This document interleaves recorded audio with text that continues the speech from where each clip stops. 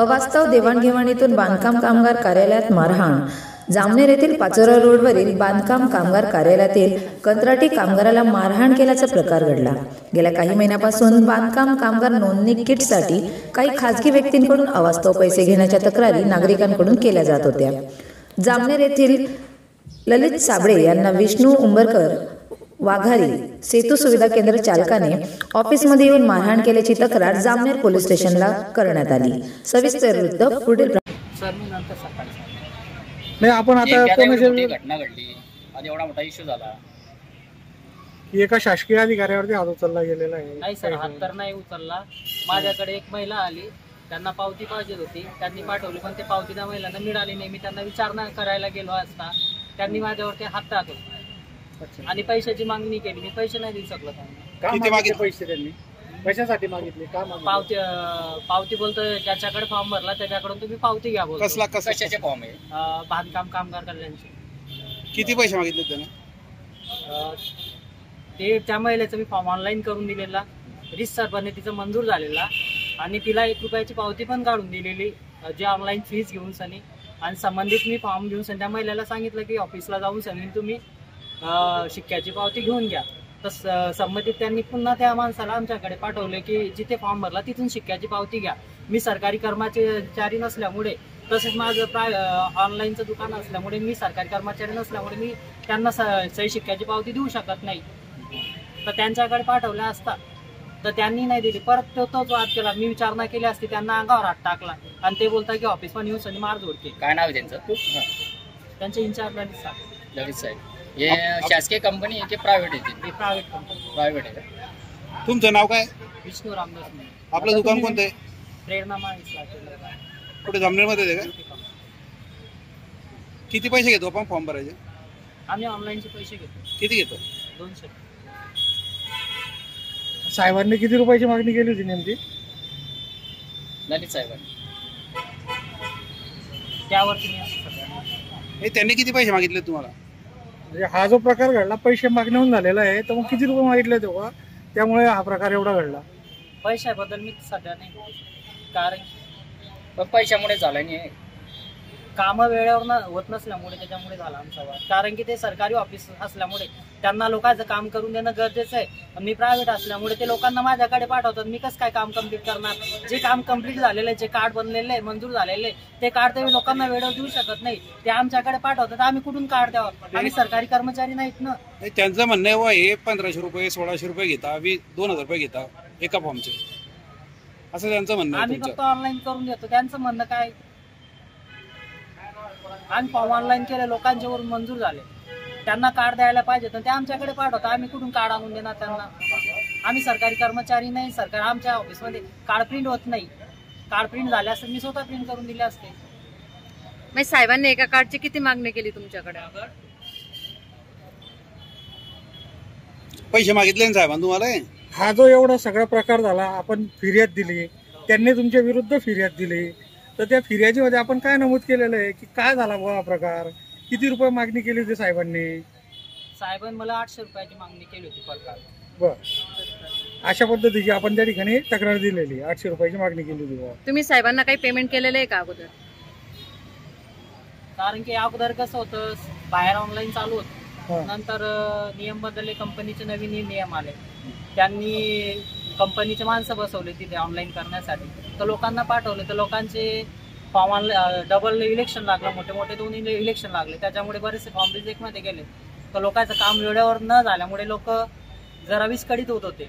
तर वेळेवर काम न होत नसल्यामुळे आम्ही त्यांना सांगितलं की आमच्या लोकांचे काम करून द्या. कोणी काम करायला तयार नव्हते. मग ते बोलले की तुम्ही काहीतरी द्या, आमचे काम आम्ही तुमचे कामं करून देतो. तुम्ही किती लोकांची कामं सांगितले होते की तुमच्या इतक्या लोकांची कामं करून द्या म्हणून? आम्ही लोकांचे ऑनलाईन फॉर्म भरलेले होते, परंतु जर का 200 रुपये, जवळपास किती लोकांचे भरलेले होते? जवळपास माझ्याकडे 200-250 लोकांचे भरले. जर का 200 रुपये भरून जर का मी फॉर्म भरतोय आणि जर का मला 800 रुपयाची कार्डची मागणी होती, तर मी काय करणार सांगा तुम्ही? आतापर्यंत किती फॉर्म भरले आपण दुकान? मी फॉर्म तर तसे भरले, ऑनलाईन केलेले. किती केले आतापर्यंत एकूण? थोडं जवळपास 1000च्या जवळ.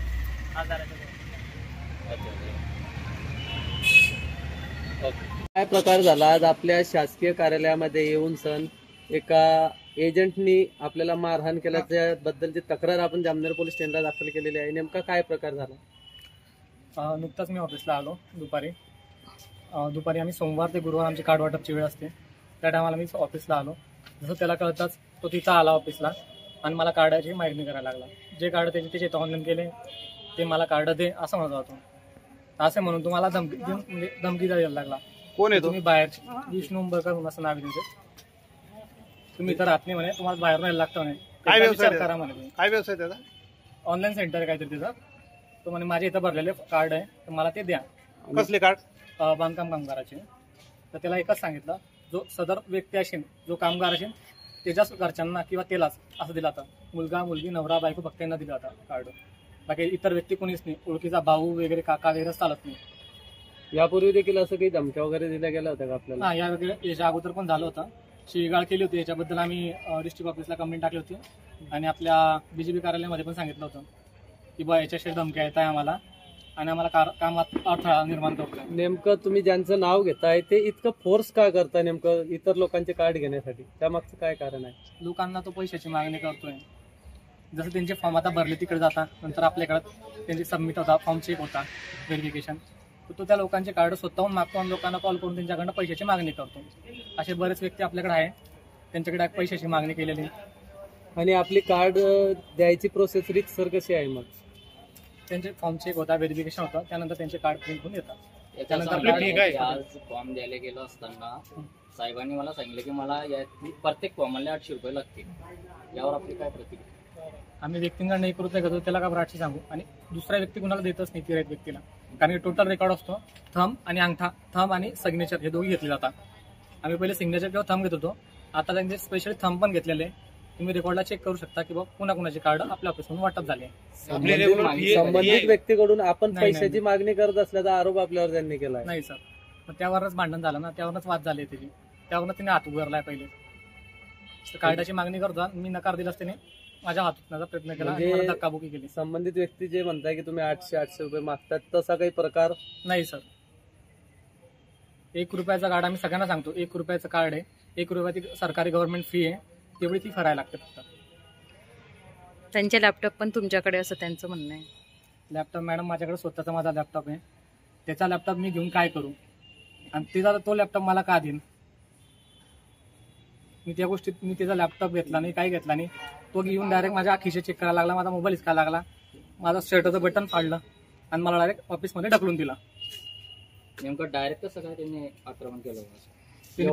त्याने काय सांगितलं मी तुम्हाला पैसे देतो म्हणे, मला माझे कार्ड द्या. म्हटलं असं होत नाही, जो व्यक्ती सदर व्यक्ती तोच लागतो. आम्ही अशा कोणाला कार्ड देतच नाही. पैसे कोण दे? हा, पैसे कार्डाचे पैसे तो सांगत होता. मी तुला कार्डाचे एवढे पैसे देतो. म्हटलं तसं काय होत नाही. किती रक्कम तरी साधारण किती रक्कम सांगितली? नाही, तोच म्हटला ना मी तुला पैसे देतो. प्रति कार्ड किती रुपये देतो असं सांगितलं त्यांनी? तसं पैशाचा त्यानं उल्लेख केला नाही. मी पैसे देतो असं बोलला तो. मग तुम्ही ते पैसे घेण्यास आणि कार्ड देण्यास नकार दिला म्हणून आपल्याला मारहाण झाल्याचा? हो. आणि याच्या अगोदरपासून आहे ना, तुम्हाला कॉलवर कॉल करत होता, मी त्याचे कॉल उचलत नाही. त्याचे कॉल रिजेक्ट लिस्ट मध्ये टाकलेले आहे. त्यावरनं त्याला तो संताप आलेला आहे की त्याचे कार्ड न मिळाले आणि तुम्हाला धमकी देत होता पहिलीच. आतापर्यंत त्याचे किती कार्ड काढलेले तुम्ही? आम्ही कार्ड काढतच नाही. कार्ड वरतून आलेले किती दिले? येणारे लोक तेवढं आम्ही कॅल्क्युलेशन सांगू शकत नाही. म्हणजे आम्हाला अंदाज नाही त्या गोष्टीचा, कारण की ते सगळं ऑनलाईन प्रोसेस असते. जे लोक येतात त्या लोकांना आम्हाला डायरेक्ट देता येतं कार्ड. त्या लोकांचे नाव चेक होता, तेच लोक असतील त्यांचं कार्ड दिलं जातं. तो कुठला भरतो कसा भरतो ते नाही माहिती. कारण की कॉन्ट्रॅक्टर बेस तुमच्याकडे जो येतो बांधकाम कामगारच येतो. हा, समोर त्याचेच कार्ड दिले नाही कार्ड. हार्ड कॉपी आपल्याकडे असते? हो, हार्ड कॉपी आपल्याकडे आहे. त्याच्यावर सही शिक्के असतात? सही शिक्के सगळे. ते टॅली नाही होत का? होता ना 1 रुपया सगळं